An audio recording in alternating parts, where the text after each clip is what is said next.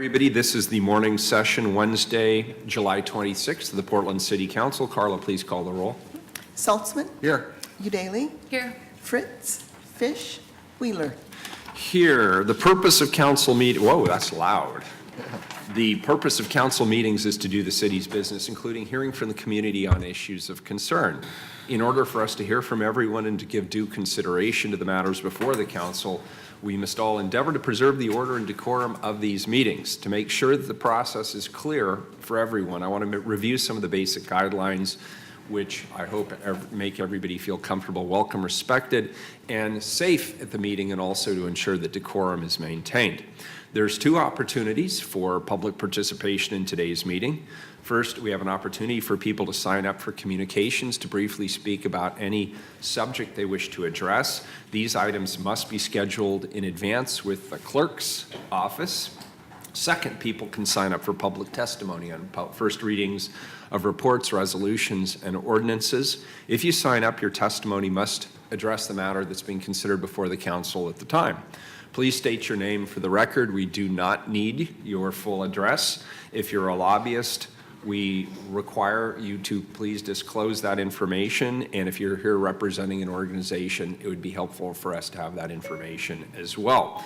Individuals have 3 minutes to testify unless otherwise stated. When you have 30 seconds left, the yellow light will light up and there'll be a beep when your time is out. The red light will go on and there'll be some more beeping. Any conduct that disrupts the meeting, for example, shouting or interrupting other people's testimony or interrupting during council deliberations, is not allowed. People who disrupt the meeting face ejection from the meeting. If there is a disruption, I'll issue a warning that if any further disruption continues, anyone who's disrupting the meeting will be subject to ejection for the remainder of the meeting. Anyone who fails to leave the meeting after being ejected will be subject to arrest for trespassing. It's a shame we have to read all that. If folks would like to show your support, a simple thumbs up is great. If you can't stand what you're hearing, thumbs down is equally effective. We ask people just not to verbally express yourself. It gets in the way of people's testimony. So thank you. And with that lengthy preamble, Carla, please call the first communications. Item 842, request of Jill Hymanson to address council regarding Save Peterson's convenience store. All righty. And we have a petition up here as well, a thick petition from the people at Peterson's. Come on up, and if you could just state your name for the record. They're requesting if Doug Peterson could go first, 843. Yeah, sure. Okay. Yeah, you have several slots here. However you want to use them is fine by us. 843, request Thank you, sir. of Doug Peterson to address council regarding Peterson's convenience store. Hi, thank you very much for letting us appear. It's great.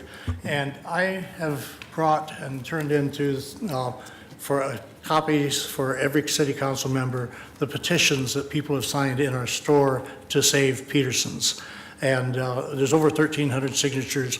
Many of them are with comments, and they're really worth just looking. If you get a chance, look at it, see what people are saying. But this is the community that really supports Peterson's, and they want us there. And I thank you very much, Commissioner Udaly and Commissioner Saltzman wrote a letter to Prosper Portland of support. We've not heard anything back from Prosper Portland at all. It's kind of funny. We were interviewed this week on several of the television channels, and one reporter also went to Prosper Portland, and they asked about, we have said that we really want to be open during the remodel since we're in the middle of the block and most of the major construction are the ends of the block. And we think we can be there to serve customers, sell the Hop Pass, which we do, and upload more value on the Hop Passes, and we're open all hours that Max operates. And we're very supportive of the Max line and all supporting mass transit, and we think there's opportunities there to be open during construction much of the time. And when the reporter asked Prosper Portland, so nobody can stay because they're shutting the power to the building. And that would have been an opportunity for the reporter to say, well, how about they're keeping the parking structure open? There's got to be lights. There's got to be power to the machines that process the payments. There's got to be an office for the parking people. There's got to be power to the elevators. Also, hey, they got to have power for all the equipment they're bringing in to do the remodel, so they're not shutting off power to the building. So Prosper Portland didn't give them very good information there. But I really think, my background is in past history, I was 24 years with Fred Meyer, and much of the time I spent on remodeling and setting up new stores, the retail end of it, working with building contractors. We'd be putting gondolas up on wheels and moving gondolas around, retiling floors, putting new ceilings, power, all that type of thing. And we never closed a store. That's something Fred Meyer just wouldn't do. So anyway, I just want to thank you for your support and any help you can give. And I'll turn it over to my other employees. Thank you. Very good. Thank you, sir. Next, please.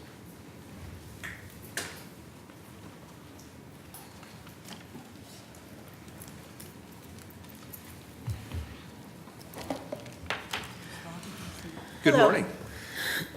My name is Erin Hardigree. In 1984, Doug Peterson quit his job at a chain grocery store to try his hand at the American dream, starting his own small business. No small feat, especially back then. With the building of suburban malls, people had stopped thinking of downtown as the shopping and touring destination it once was. Doug saw the city trying, building Pioneer Square, turning the empty Olds and King department store into the Galleria, and took a chance on them.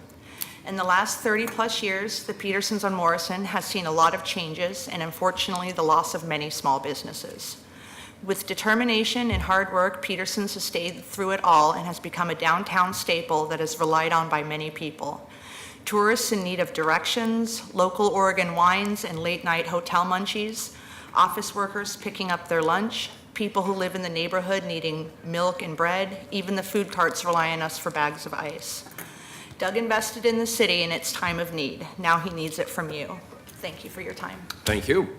Good morning. Good morning. My name is Angela Bruce. I'm a German immigrant who moved to Portland 5.5 years ago. I spent the first several months searching for employment opportunities throughout the entire city and surrounding counties. When no one bothered to return the response after I applied for various positions or afraid to give me a chance because I was a former military spouse that moved every 2 to 4 years.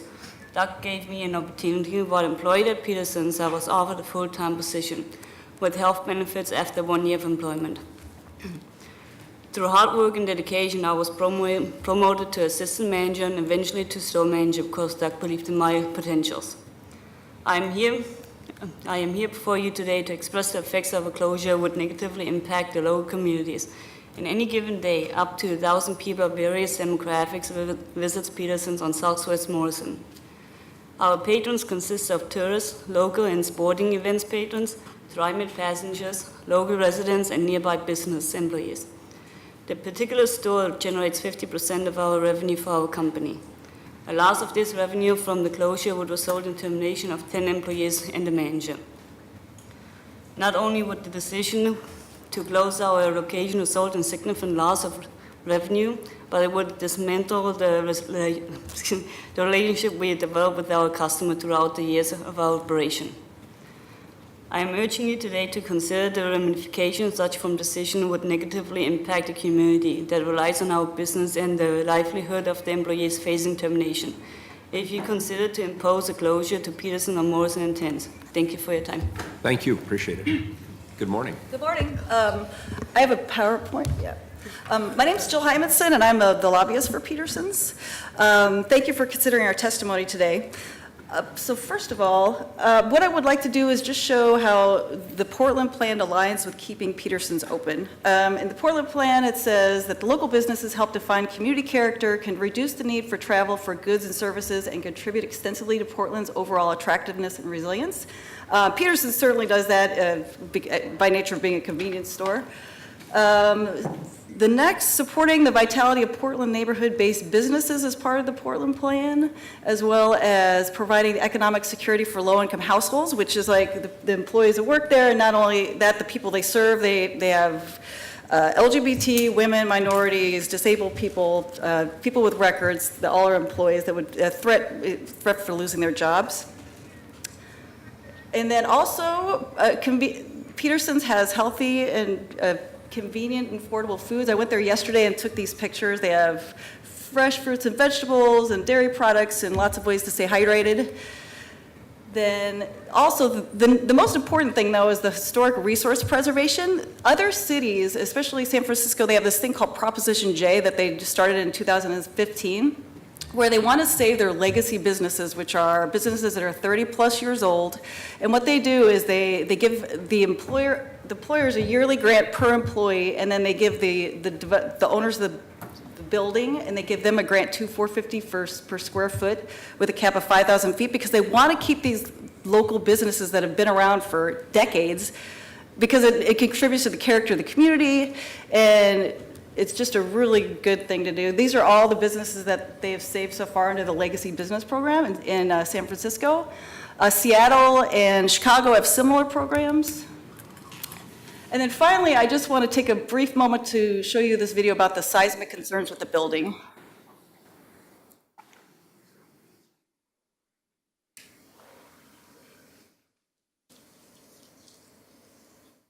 Now, granted, that's under the Burnside Bridge, but the picture on the left is what the parking structure looks like for that building, and it looks like it's very similar construction, and so you can see what would probably happen in the event of the earthquake. I don't believe that this remodel is going to be addressing these seismic concerns because it's right under the limit, so that's something to think about too. Do you guys have any questions? I just have one. I mean, I don't think the value of Peterson's is in dispute, or the quality of Peterson's is in dispute, or the value of Peterson's to the community is in dispute. Isn't the real question here whether or not, it sounds like you're saying you don't need to move out during this rehab of this facility. Is that your main argument? Yes. That is one of the arguments for sure, yeah. And, you know, just it would be losing something as far as the community goes. It's been there for decades, and there's a whole, I mean, they have 1,000 customers a day that go through there. Right, and Yeah. nobody disputes that. This is really an engineering. They're basically just doing the stairwells on the corners, and Well, we're in the middle of the building. So it's an engineering question, Yeah, isn't and it, we're in the really? middle of the Because building. nobody has said you can't come back after the rehab is done. And it's my understanding that since February of 2016, it's been clear or made clear to the tenants they'd have to move out for this rehab. So I guess my question, just trying to figure it out from my perspective, is the question the value of Peterson's, which from my perspective is not in dispute. Okay. Actually- I value it. The question is really, do you have to move out? Isn't that framing the question? During the Well, construction. it's more than that. Actually, in the writing, we don't fit the qualifications of the businesses that will be allowed back in afterwards. So they've pretty much told us that we will not be allowed back in. That's the other problem. That's not what they're telling me. So I want to make sure if there is this dispute, I want to make sure we have that resolved. So maybe I could make a suggestion. I know you've met with Kyle in my office previously. He is upstairs and listening to this and would love to have the opportunity before you leave to have a conversation to see if we can frame the discussion here. Okay. Because I want to be very clear, nobody here is disputing the value of Peterson's, particularly to the downtown community. I personally stipulate all of that. Okay. Yeah, I was actually looking for trying to find an example of like a mall or some other retail store that went through a major remodel that completely shut down. Throughout the country, there's obviously huge remodeling projects, and they seem to all stay open, and that was one of their marketing. We are staying open all during the construction. Right, and so I think there is a need for a more focused conversation about the engineering question. Yeah. I'll just fess up, I'm not qualified to give you a competent answer on Yeah. that question, but it's certainly one I think worth pursuing. Okay, yeah. Good. That sounds great. Thank you. Good. So the mayor's office is just upstairs, and Kyle will be hanging out waiting for you. Great, thank Cool. you. Thank you. Thank you. I appreciate your testimony today. Thank you, Mr. Peterson. We have one more. One more. Thank you. Number Sorry. 846, Robert Faith. Nor can I To address count. council regarding Peterson's convenience store. Thank you. Good morning, sir. Good morning to you, Mayor, and good morning to both of you. I'd like to thank the city for having these kind of hearings publicly. I grew up in Boston, and, to get in front of the mayor, you need to know somebody, kind of deal. It's a lot of inside baseball. The public response to these kind of meetings is one of the reasons why I chose to live here when I found out what the city was about. Coming back into Peterson's, that you acknowledge its value. We are part of the community. I appreciate even that. you're listening, and, you know, it warms my heart. I mean that literally. I'm not a false-speaking man. The leasing of our space has been month to month for years. We've been trying to get a long-term lease, the 5-year kind that most businesses get. You, the city, are our landlord, but you're going to give up this leasing right to the Portland Development Commission, or soon to be Prosper Portland. Now, this is their first opportunity taking over leasing spots, and how they treat local businesses or small businesses. I think you'll have some major input into that. We weren't guaranteed to return. They were going to, you know, they were going to see if we qualified. It's not an unqualified term, and we've been there for 30 years. Now, we're not gentrified. We're a convenience store. We're not a boutique, but we serve all, you know, all levels of Portland business, from the guys who live on the street, get a cup of coffee in the winter, and, you know, they're here. We deal with them. There are places they can go, and we're one of the spots, and people don't like that they're around, but we'll serve them because they're human beings, want a cup of coffee. But we'll take lawyers too, so, you know, we don't discriminate against anybody. Now, we've been trying for that lease for years, you know, and the remodeling, you know, it's going to happen. We want to stay open as long as we can.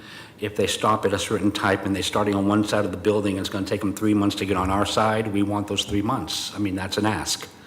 You'll have, you know, again, it's an engineering question, and how they're going to do it and how long we can stay there. If we have to leave, of course we will. We're not, you know, we don't own the building.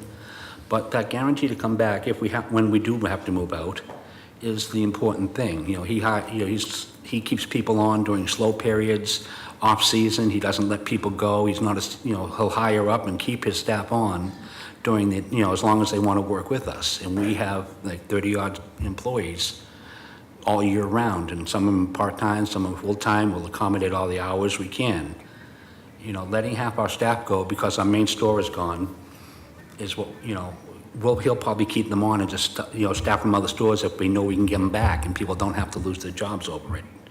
You know, it's that kind of guarantee, the kind of relationship that, you know, the Portland Development Commission is going to have with small businesses downtown if they're going to take over leasing.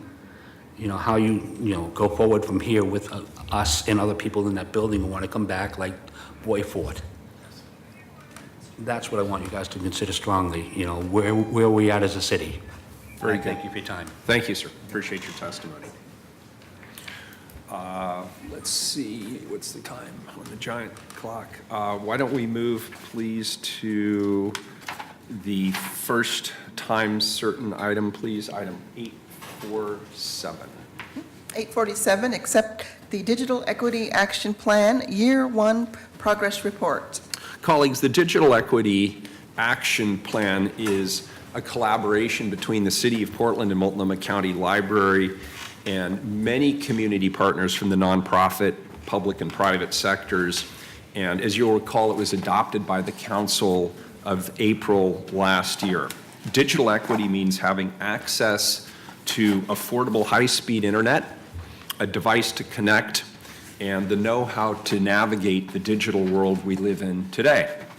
While many of us understand the value of technology and have the means to access it, there are still many people here in this community, friends, relatives, neighbors, who do not have that access.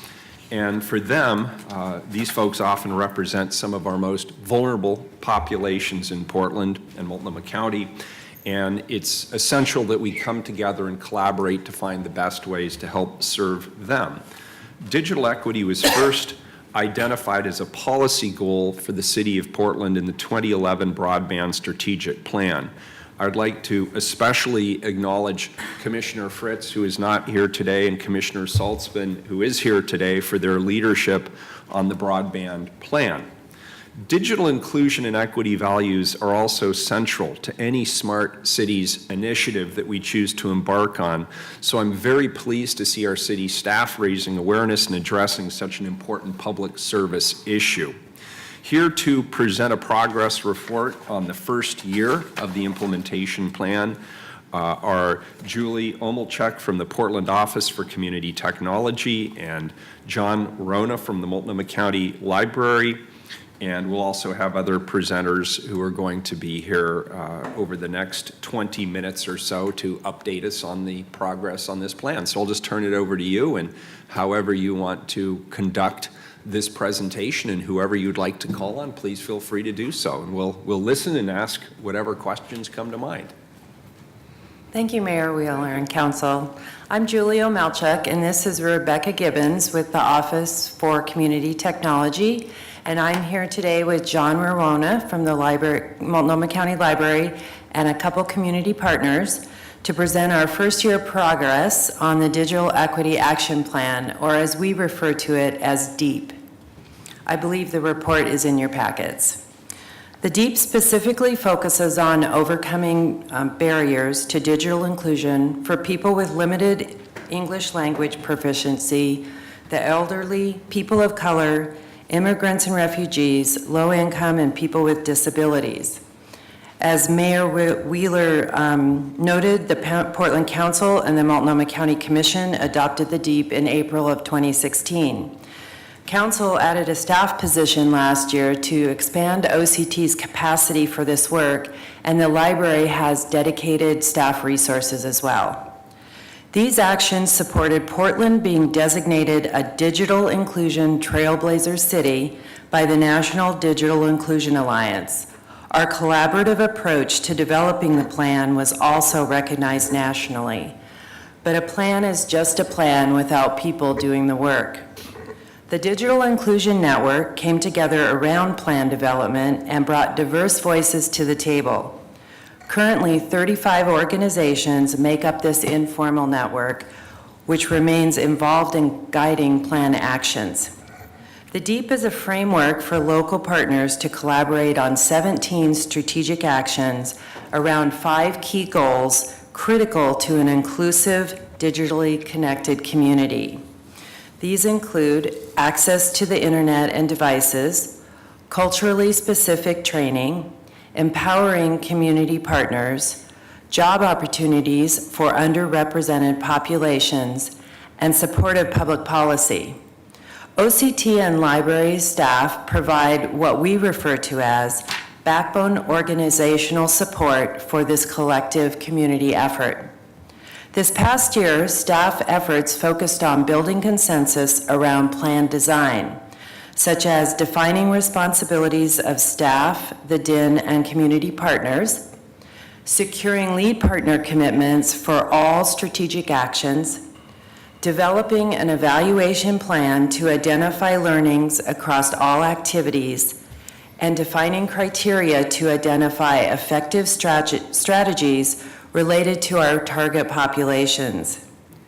Due to our continuing development of plan design and work of the DIN members, many organizations have moved forward on strategic actions. So I'll turn it over to John and a couple community partners to highlight some of our work in the community. Thank you. I'm John Warona, the Director of Content Strategy for the Multnomah County Library.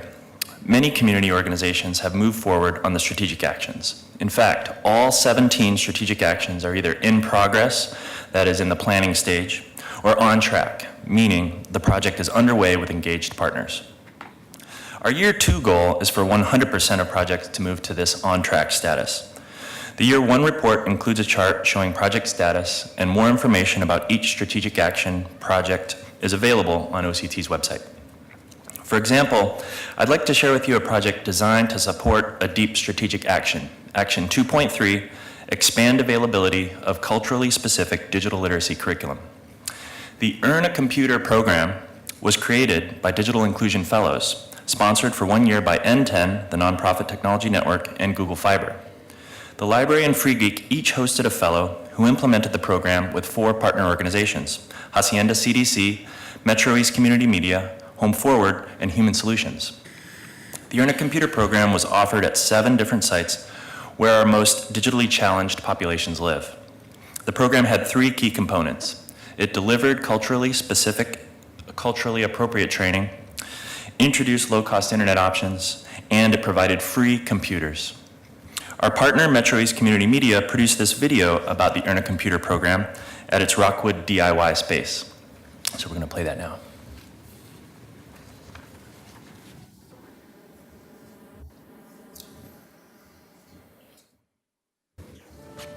So the issue that this program is trying to address is the people who don't have the skills and access to technology in order to be full participants in society. El maestro cuando me invitó me dijo claramente que si yo podía asistir a las clases de computación, él me iba a regalar una computadora. They get a free computer from Free Geek. We just spend the night setting up their computers, teaching them how to use the operating system. Nos están dando explicación paso por paso, desde abajo, entonces está muy bien esta clase. I learned a lot and I enjoyed being with them. Creating that access to a potential new job track, potential new interests is really what I'm looking to create. Like today we had the Parents and Teachers Conference, and it's right at the time where the teacher asked us where we had a computer at home. I said, wow, yeah, we just got one. I mean, the first class last week, we were teaching people how to use a mouse, and we were doing it in a way that was respectful to them. Everybody was friendly. So a lot of kids come to our workshops because we offer childcare. That's the big thing I appreciated first, because if I don't have a babysitter, I wouldn't be here. We want to make sure that this is very inclusive to any person, no matter what their barriers. People who I know are scared, so it's like I can at least like give them ease that, oh, I understand where you're coming from, but I'm here to help you, you know? Or feel like they're our family. I want to go to school because I want to be dependable. I want to work a good job. I want to do something better. I have my chance now.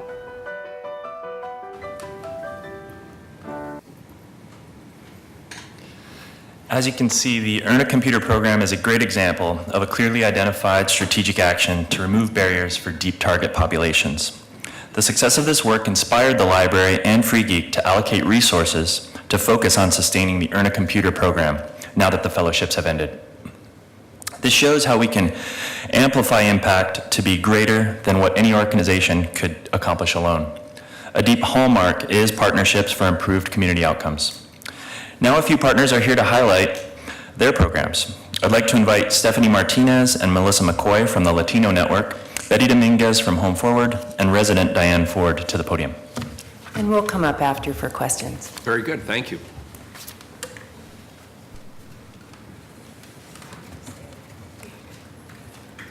Good morning. Good morning. Right.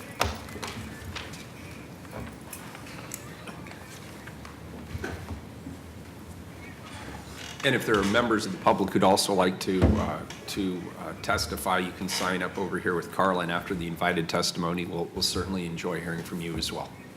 Good morning. Good morning. My name is Stephanie Martinez, and I work for Latino Network as a family engagement specialist. First off, thank you to everyone here, the council members present, and I also want to recognize the people behind us for allowing us this time to share one of our programs with you.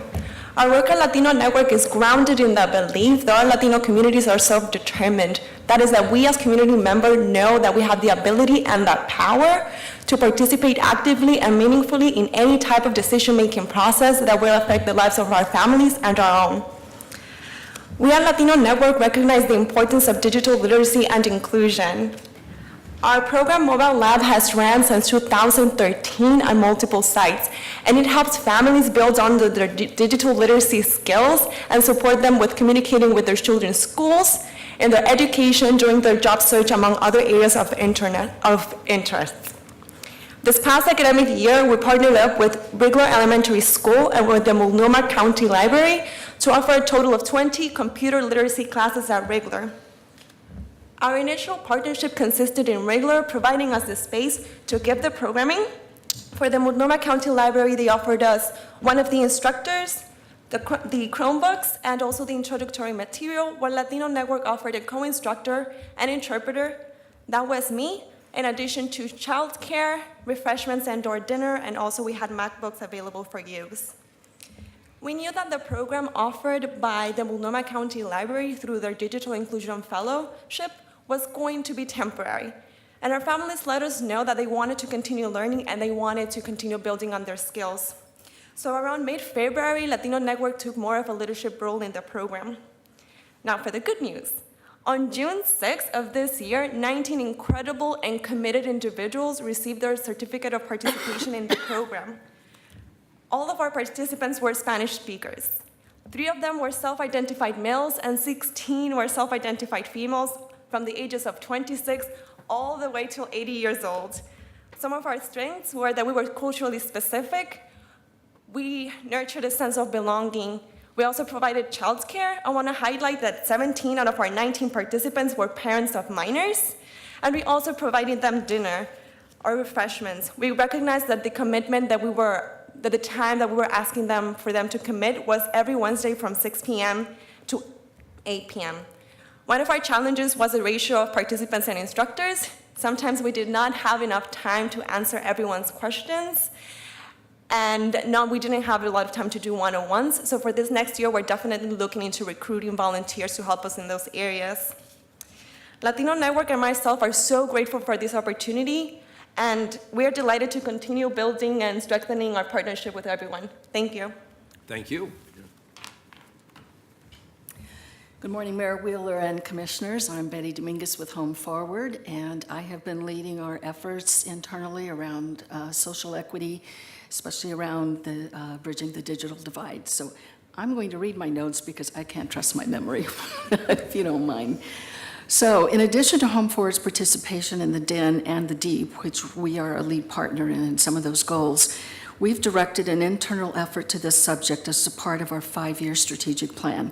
The properties we're piloting our efforts at were selected specifically to represent geographic dispersal as well as diverse demographic data, such as race, ethnicity, and age. We began by conducting door-to-door surveys of residents at 3 different properties. A 4th one is in the planning stage, for a total of 412 units. We asked resident volunteers to do the surveying, and then we paid them $15 an hour to do the work. We felt that our residents would be more receptive to one of their neighbors knocking on their door. So after the data was collected, we began to select cohorts for class trainings. At the end of 5 2-hour classes, residents received their certificate and their free computer.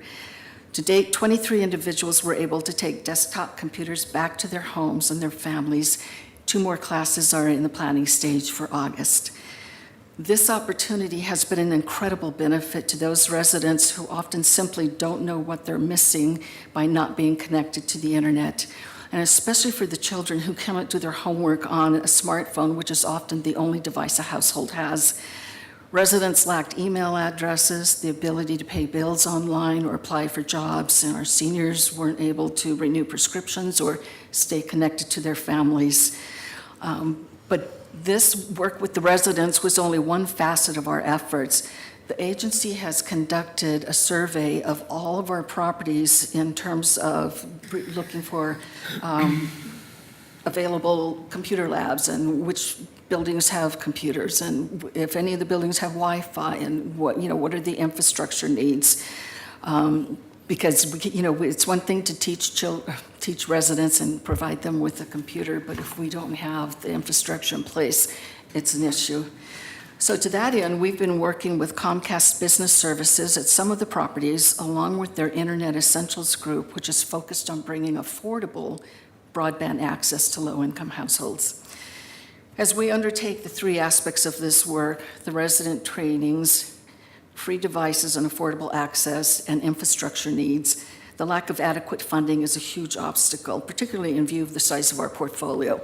We own 6,500 units, and we intend to get to all of them. It will take us a while. As we embrace this challenging effort, we very much value our partnership with and support from the city and the Office for Community Technology, which has done incredible work, as well as the other partners represented on the DIN, especially the Multnomah County Library System and FreeGeek. Couldn't have done it without them. There's one amazing outcome that we didn't anticipate of this work. As we were pondering how to continue the classes going forward on a long-term basis in terms of teachers, we sort of landed on the idea of resident teachers.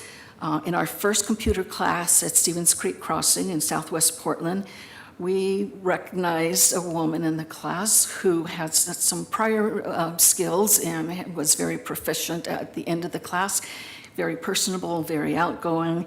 And so we asked if she would consider taking up the job of teaching the next class, and she did, and she will continue to teach classes for us, and we pay her $15 an hour to do that. So it's my great pleasure right now to introduce Diana Handke, who will share with you what all of this has meant to her, our resident teacher. Misnamed Diane Ford, that's one of my neighbors. So I got the privilege of teaching this last class at my complex in Southwest Portland. And we had, I think, 7 residents taking the class at that time. And with the help of our resident services person who provided our refreshments and our snacks, Charlie from the library was there to also kind of help watch over and give me some constructive feedback. I'd never taught a class before. My instructors at Portland Community College had wanted me to get up and teach their computer classes for them, and I don't do good with groups and speaking, so it's actually helping me in the long run, as is today. Watching the people's faces when they got to take their computers home in June was just awesome and amazing, and I've never been able to give back to my community like that before.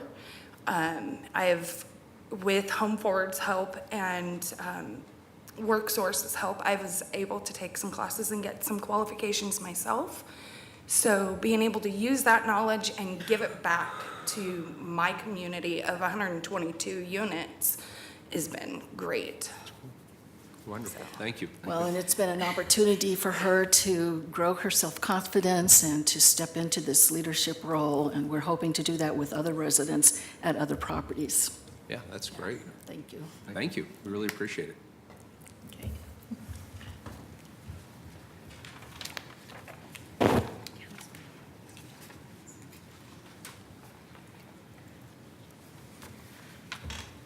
So to close our presentation, we'd like to thank the DIN members, many of whom are in the audience today. I'd like to also give a nod to our fellow core planning staff, Cindy Gibbon, Matt Timberlake, and John from Multnomah County, and kudos to Rebecca Gibbons, OCT's Digital Equity Program Coordinator, who is keeping the momentum moving forward for the DEEP. Again, the DEEP One report and information about the action projects are available through the Portland Office for Community Technology's website or by contacting our office. And so with that, we'd be available for questions, and certainly if you'd like any of our guests to come up, they'd be happy to participate as well. Very good. Colleagues, any questions? What is DIN again? The Digital Inclusion Network. Okay, trying to keep the acronym straight here. So what are the biggest challenges going forward? It sounds like you've had a lot of success, and you gave us some concrete stories today, and I'm very impressed with the results you've achieved with relatively limited resources, and I'm really impressed with the partnership you built. I've always just felt this is the way to get things done in the communities, is build these robust partnerships. But what are the challenges? When you get together behind closed doors, what are you most worried about? Where can we be helpful? Well, maybe I'll start, and then John and Rebecca can add a couple things as well. I think the biggest challenge for us will be growing our network and our partnerships. One of the things that is a charge that DIN has charged themselves with is reaching out to communities of color, our key organizations around that, and also down into, deeper in the community for those small organizations that might not right now have the resources to include digital literacy training in their services to their constituents. And so really, identifying those groups and then figuring out resources within the DIN community to help them provide those kinds of services. I'm sorry, I didn't mean to interrupt. No, I was going to say, so I think, Chair Wheeler, you kind of hit it on the head that growing these kind of networks is really important,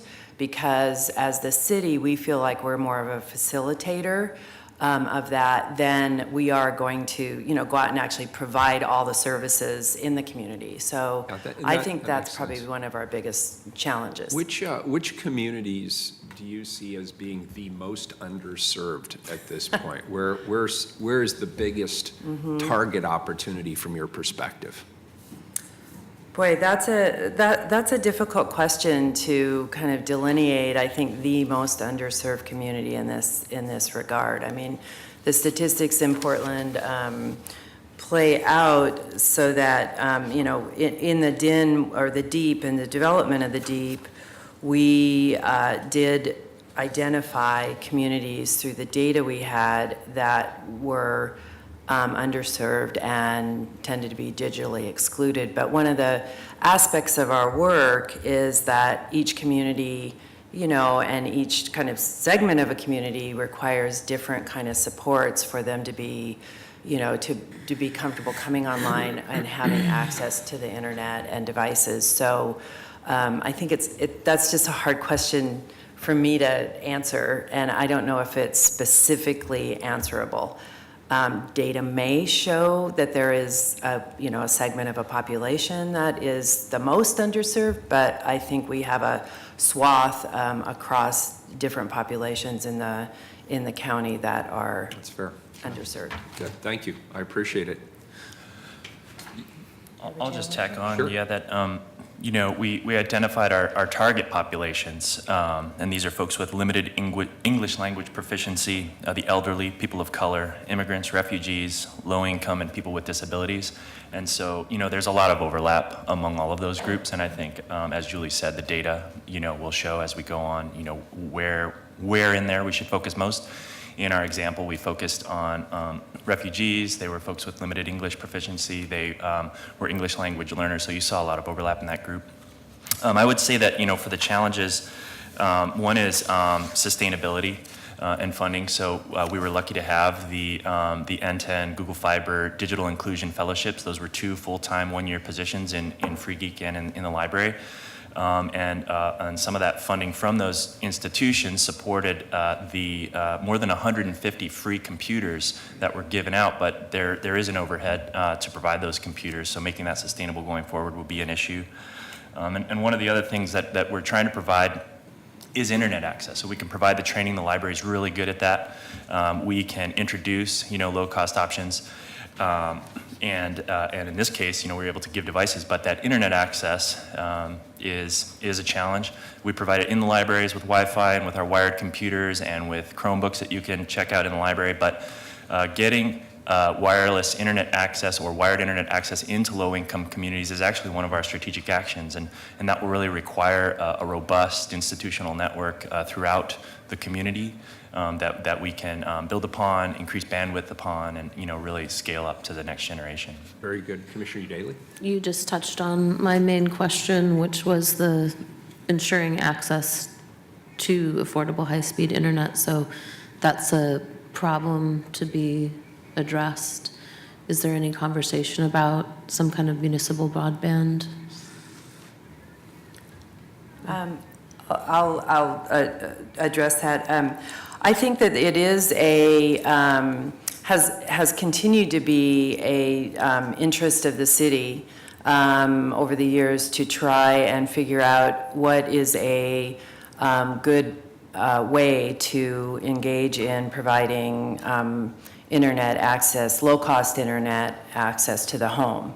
I do think that with the Smart Cities Steering Committee and OCT's participation on that, we will be able to, start looking at some of the future applications and how we can build a broadband infrastructure that supports those kind of applications and supports broadband internet, especially in our low-income areas that tend to be underserved.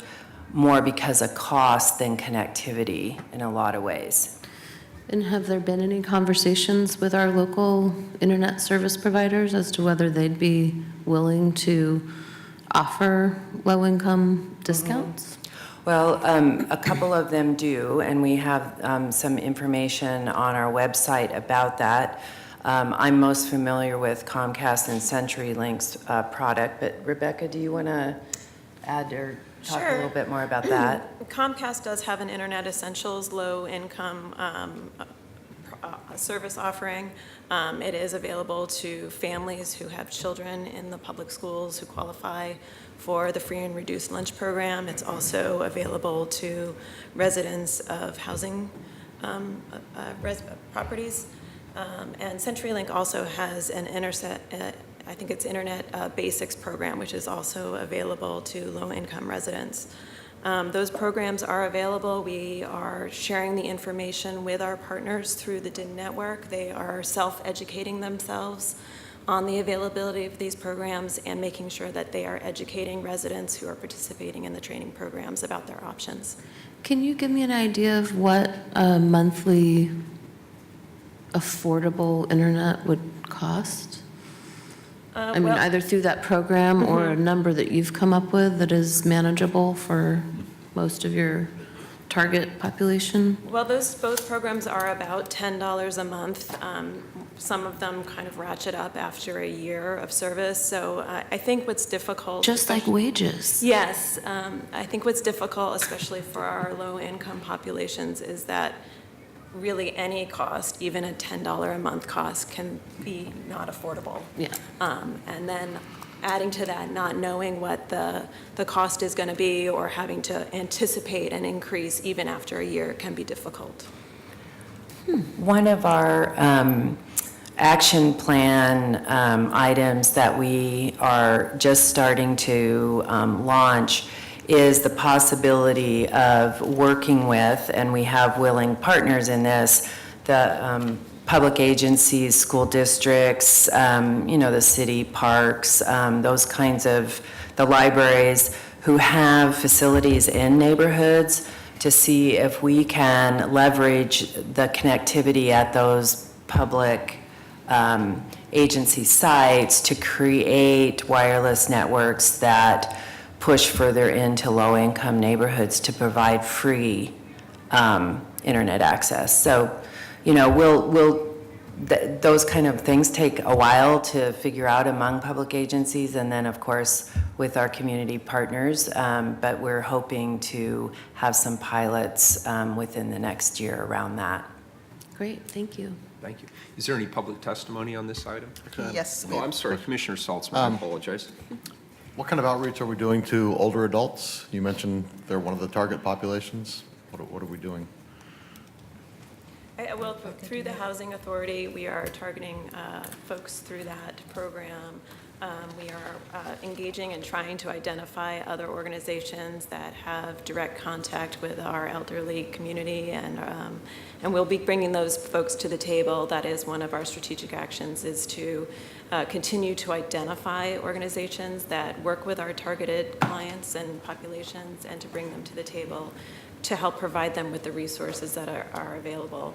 One of our strategic actions is to develop an online resource for our community organizations that would then give them direct access and an ability for us to pool all of our training and our curriculum and in various languages that would help then for our service organizations to better serve and reach their targeted populations.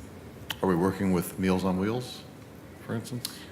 We have had some initial contact, I think, at the beginning when we first launched the program. We have not had any recent contact, but they're definitely on our list. Okay. And then I was curious, I think John mentioned the fact that there was 150 desktops that were donated last year to the individuals who took the digital equity course. Is that the right word for it? Okay. So, we have a policy in the city, I know you're all familiar with, where we donate our computers to Free Geek. And I assume some of those are laptops. Is there any reason why we couldn't, as a city, asked Free Geek to set aside the 150 of those that we donate a year for purposes of students who successfully complete the digital equity inclusion course. Right. So I can't be certain, but I wouldn't be surprised if some of your computers actually made it into the hands of those residents, because that's exactly the pipeline. Both the city and the county donate their surplus equipment to Free Geek. They refurbish that equipment and load it up with a brand new operating system. They provide 1 year of tech support for those devices. So it's really important and essential that we have those partnerships with the city and the county, and we do. But nonetheless, there's still an overhead of about roughly $200 to get one of those devices through the pipeline and back into someone's hands. So that's what we're trying to make sustainable going forward. And Colleen is here from Free Geek, and I believe she's signed up to talk in the public testimony part, so she could probably answer a little bit more detail. Okay, thank you. All right. How many people do we have signed up for public I testimony? have 2 people signed up. Very good. Anybody else want to sign up? Samuel, Close the list. Samuel Pastrick and Michael Duro. Good morning. I wasn't speaking up, but I... That's fine. Come on up. Okay. Like, I will speak about it. Colleen, you want to go first? Yeah, I could just answer that question really quickly. Good morning. Morning. I'm Colleen Dixon. I'm the Director of Development and Public Services at Free Geek. So yes, those are exactly the computers that are going back to the community, and I think that's an amazing example of how we're building stronger networks, and we're creating kind of this huge safety net of city computers going to Free Geek partnering with the library partnering with all of these organizations and housing communities, and we're just creating this amazing community and support for this work. And it comes at a huge cost, right? Because the computers that come to us to Free Geek are great, but we have to pick them up, we have to test them, we have to wipe data, we have to load the operating system, we have to come teach the classes, we also have to provide a year of tech support and warranty so we can ensure that those computers are still usable. So all of those services are kind of the overhead price that we're looking at when we partner, and what is the sustainability of doing that. And recognizing that overall, I think those have been a lot of our conversations in DIN, is we can create these connections, but how do we resource them to continue? Because as Julie mentioned, a lot of nonprofits that we want at the table Free Geek's lucky, right? Because our mission is already so aligned with this work. So it makes sense for us to show up and be there. But when we have to make the pitch to Meals on Wheels or another organization to say, hey, partner with us, they don't necessarily have digital equity built into their work or their strategic plan.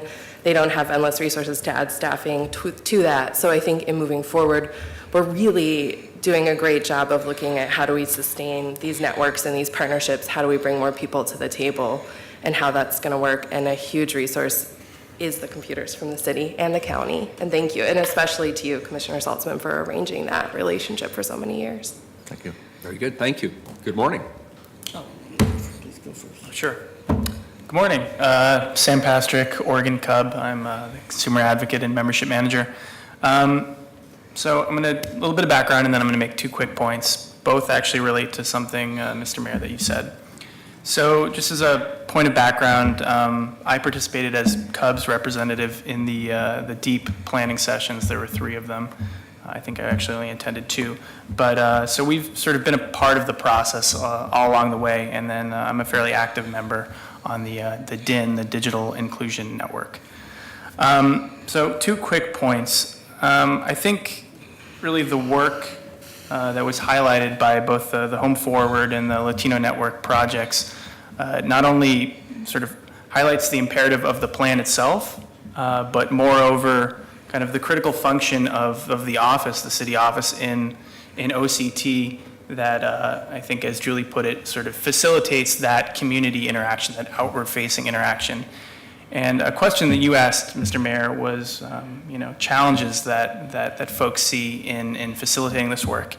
And a challenge that certainly Cub sees, as well as our partners at the Mount Hood Cable Regulatory Commission, is, and it's nothing new, it's something that we've been very public about in the past, is what we perceive as being sort of an inappropriately low organizational status for the Office for Community Technology.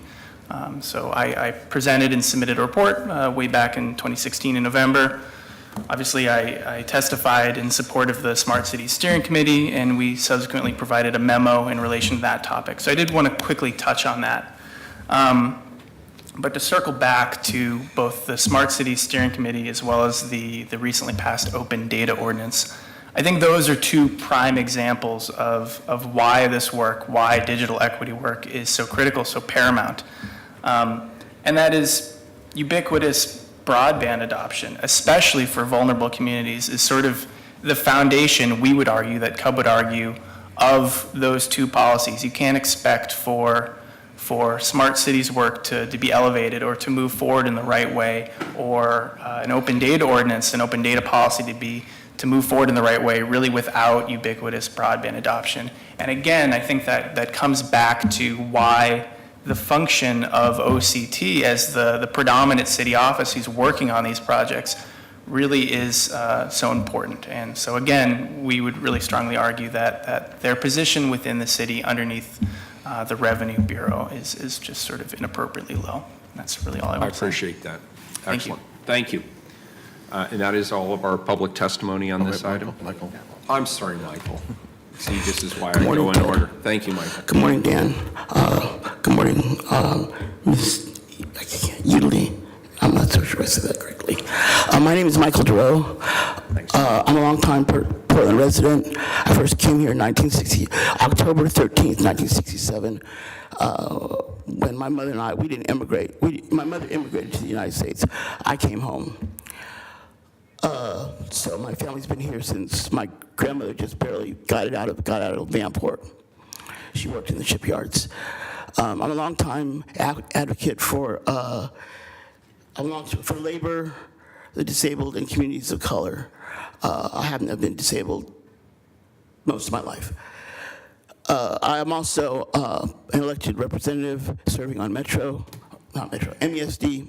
Run for Metro, and the reason why I mention that is because I was involved in putting high-speed internet infrastructure into inner Northeast Portland and outer Southeast Lens. I was a consultant for the developer that worked for PDC, and we got that project. That was a lot of money that Quest had taken from the people that we got back. I actually came here to speak about PERS, but I wanted to speak about, if I may, I would like to speak about the digital divide. Is that all right? Yes, digital divide is definitely related to the subject. PERS is not. Oh, yeah. Thank you. Well, the reason why I want to speak on PERS on my own behalf because I'm a PERS beneficiary, and I was interested in. I picked digital divide. Okay. I'm giving you a choice. I'm a self-taught network engineer. I've got 2 Cisco certifications going back to the mid-90s. I'm very interested in using technology to improve the lives of everybody, very much including poor and disabled people. On the MESD, one of our charges is as the lead agency for the Cascade Technology Agency. And it's a shame, but I've been struggling for the last 2 years on the board to try to convince my fellow board members of the value of Free Geek. Free Geek is a jewel of the city that is now being replicated all over the country, and I think in other parts of the world. The technology that we throw away is usable by somebody. That's right. Trying to find all my notes. How much time do I left? I'm a declared member, just full disclosure, I'm a declared candidate for the city's council for Dan Seltzman's seat. So I want to say that, but I want to urge you to think about setting up a metropolitan area network. Okay, thank you. I appreciate that. Thank you for your service on the ASD. Thank you. Can I entertain a motion at this point, colleagues? Move adoption of the report? I'll second it. We have a motion from Commissioner Saltzman, a second from Commissioner Udaley. Any further conversation, colleagues? Hearing none, please call the roll. Saltzman, Well, thank you to the Office for Community Technology for the presentation. Rebecca, Julie, and John from the library. Appreciate it. And appreciate all the work. It's very impressive, this network that's developed to tackle this most important problem is how do we bring everybody along into the 21st century in terms of staying in touch. I asked about older adults in particular because I think older adults are lonely and they need to turn, as all of us do, we turn to technology now for companionship. And it's important to have that for them. And it also helps them stay in touch with relatives and family. And certainly I think your work you're doing with immigrant communities is also just as important too, because it can be a very lonely experience coming to a country where you may not speak the language as your first language. And so it's just vitally important that we work with these targeted populations that the Digital Inclusion Network has focused on. So thank you very much. Aye. Udaley? I just want to thank everyone for the excellent report. I also want to let you know that this is a keen interest of my office, so if you want to come talk to us, brainstorm with us, we would welcome that. Some people might read this report and see 15% of Portland residents don't have adequate internet access and think that that's insignificant, but that's roughly 95,000 people in our city, and those 95,000 people represent some of our most vulnerable, underserved residents, and the very people who could often most benefit from having internet access, whether it's to apply for jobs or housing benefits, online education, certainly children who are in public schools. It's vitally important, and I am excited to talk more about municipal broadband as we move forward. Aye. Wheeler? Great report. I want to thank everybody who testified today, and I want to thank all of the partners who've been so actively engaged in this conversation. Commissioner Saltzman and Commissioner Fritz, if she were here, I'd say the same thing. Thank you for really showing a lot of vision. For better or for worse, digital technology is the economic and social connector in our society. And as Commissioner Udaley just rightly pointed out, if there are 15% of the people in this city who are not able to connect digitally, they are effectively being excluded from those social and economic connections that are so important today. So the work that all of you are doing is critically important, and I'm really proud of the work that you've done. I also just want to reflect specifically on sort of the micro issue of the Office of Community Technology. I want to revisit that because I think you have a point there. It seems like sort of an odd fit under revenue because it's not really a revenue play. That's not the point here. The point is really access to both the social and economic connectivity that this new technology not only provides, but now is an essential requirement. So to be continued. And I appreciate you raising that issue again. Now, I know you've raised it previously. Yeah. So great report. I look forward to further progress. Aye, the report's adopted. Thank you all. Next item, please, which is our second and last time certain item, 848. 848, accept the Quarterly Technology Oversight Committee report from the Chief Administrative Officer. Colleagues, this is the Quarterly Technology Oversight Committee, TOC, report for April through June. The TOC is an external 5-member committee consisting of private sector technology expert representing each of the council offices. This committee meets monthly to review project updates and hear from the external quality assurance consultant for each of our ongoing projects. This report today highlights 2 important citywide technology projects. The first is known as POPS, otherwise the Portland Online Permitting System, and the second is the Data Center Move project. So I'm very pleased, by the way, as just sort of a headline to see both of these projects reported in green status on the dashboard, and I'll turn it over to staff and the TOC representative to provide updates on each of the projects today. So thank you very much for being here. Good morning, Mayor and Commissioners. I'm Jen Clodius, a Senior Management Analyst with the Office of Management and Technology, and I am the staff support for the TOC. With me are Jeff Baer, the Director for Bureau of Technology Services, and Josh Mitchell, who was appointed to the TOC by former Commissioner Novick. As you mentioned, Mayor, this panel is made up of 5 members appointed by council. The other TOC members are Ken Neubauer, Dr. Wilf Pinfold, Diana Garcia, and Mike Lynch. We are here to present the information from the TOC Committee's quarterly report from April to June. That quarter, as you mentioned, TOC followed 2 projects, POPs and the Data Center Move.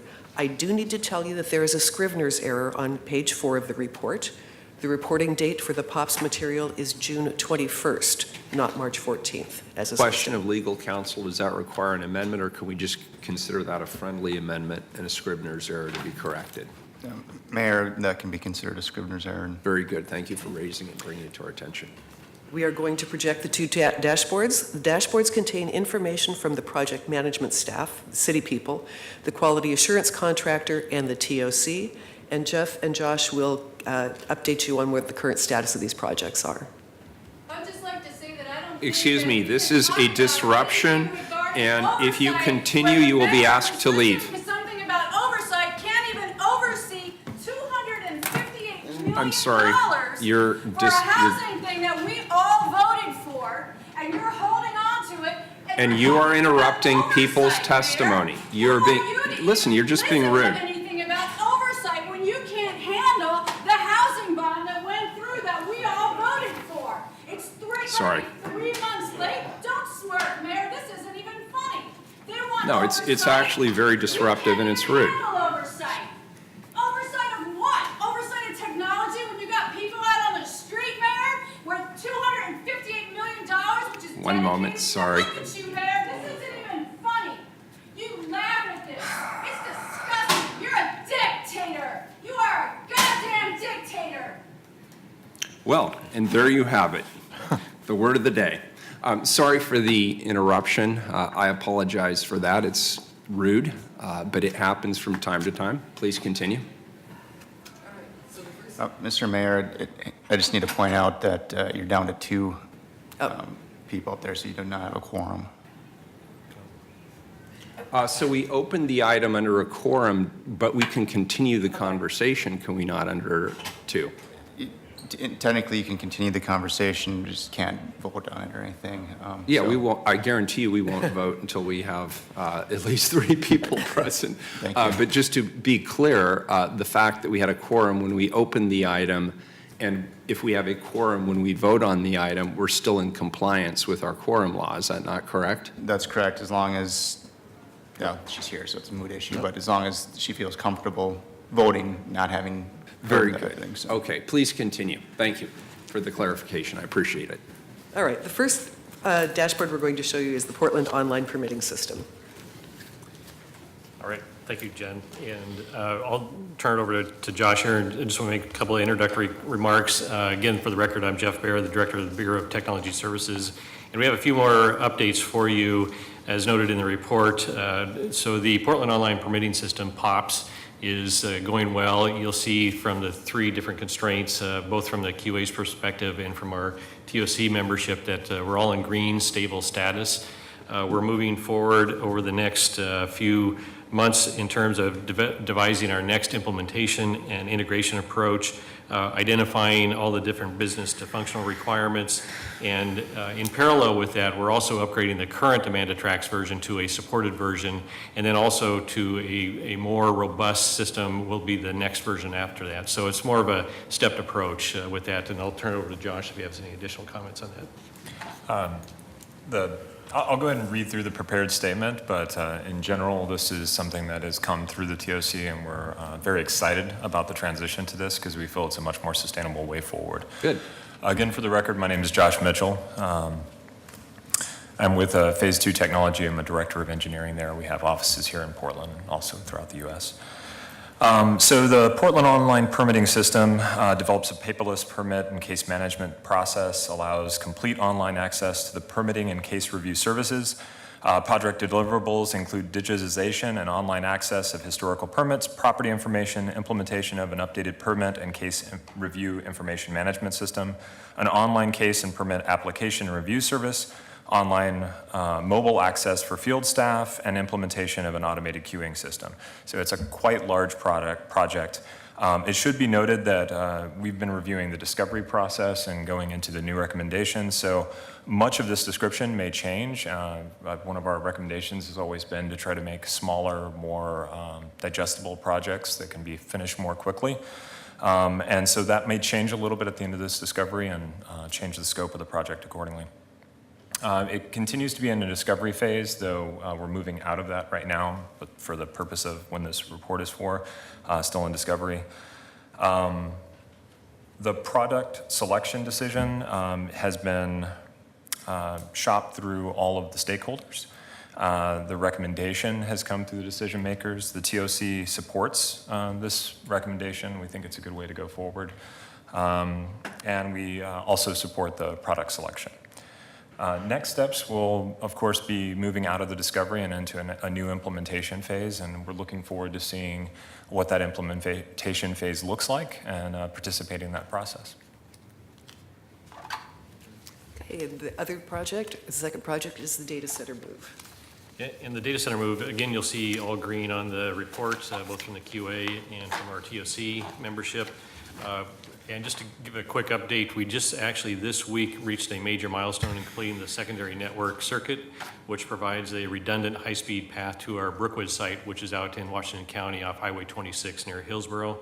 And this was really key to beginning the migration wave of moving these large production applications out of the Portland building or our primary data center and out to this new location, and also represented a very significant amount of work for our network team.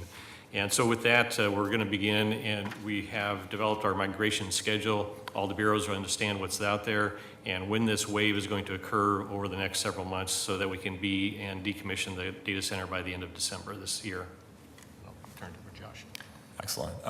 Main thing from the Technology Oversight Committee on this is we've been extremely impressed with the project management behind the data center move. Everything has been going pretty much seamlessly, and having been involved in large-scale data center moves, as a matter of fact, I was with Multnomah County as a applications manager at the time that the county went through their application, their data center move out to the East County Courthouse. It is a huge undertaking. Lots can go wrong. There are a lot of details to manage, and I have to say the city staff has been just doing an amazing job completing everything on time and on budget, which is very impressive. Great, thank you. And coming, I know you have experience with this. I'm really glad to hear you say that in particular. Thank you. And that is our happy report for this quarter. Very good. Colleagues, any questions? Very good. Thank you. I want to, again, appreciate the time and the energy you're putting into this and assure you that it is very valuable input to not just the city council, but to the leadership of the city generally. So thank you for your hard work on this. And thank you for understanding all the nuances as well, because I know I don't. Any public testimony on this item? No one signed. Oh. One individual would like to testify. Very good. Come on up. Anybody else? All right, we'll close the list. Good morning. Good morning. My name is Lightning. I represent Lightning Super Watchdog X. Now, the Technology Oversight Committee, I think, plays a very important role for the city of Portland overall. Now, these two projects that we're talking about, the POPs and the Data Relocation Center, I agree with your assessment and the numbers that you provided. One of the things that I want to stress is that when I look at a Technology Oversight Committee, I'd like to see certain projects put in front of you. The last resolution we were talking about on providing internet throughout the city in different type of areas like that, I think we need to start looking at, again, from Elon Musk and Mark Zuckerberg, the universal basic income concept. It needs to be brought up in front of an oversight committee. We need to begin to analyze that, and everything we're talking about is providing to the whole city when it comes to technology and access to the internet is all within that plan. Everything we're talking about when we were talking about homeless issues on the last resolution is all involved in that plan. Everything we're talking about on poverty reduction is all involved in that plan. And we need to start understanding, especially from the Technology Oversight Committee, when you have people like Mark Zuckerberg and Elon Musk saying now is the time to begin to implement this, we need to have these type of committees researching, planning, and looking over things to understand the greatest thing that can happen. And let's use a pilot project. Let's just talk to begin with on doing something for the chronic homeless in the city of Portland, but on a universal level through the United States. Now, if we just focus on that right now and understand that where do we get the resources, where do we get the funding, and listen very close to the technology leaders, the trailblazers, is that we need to start focusing on fossil fuel subsidies.